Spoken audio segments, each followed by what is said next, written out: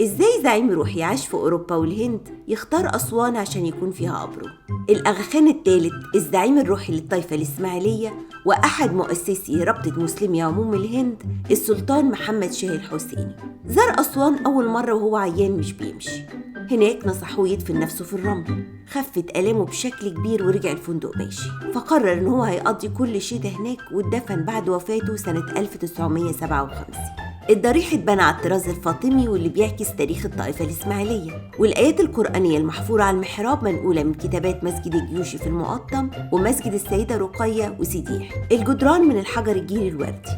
القبر نفسه من رخام كرارة المرمري الأبيض، وصمم الضريح المهندس المعماري المصري أستاذ دكتور فريد شفا في مزيج بين البساطة والفخامة. زوجته البيجوم أم حبيبة كان بتحبه بجنون، وبعد وفاته فضلت تيجي تزور قبره لمدة 47 سنة وتحط وردة حمراء عليه.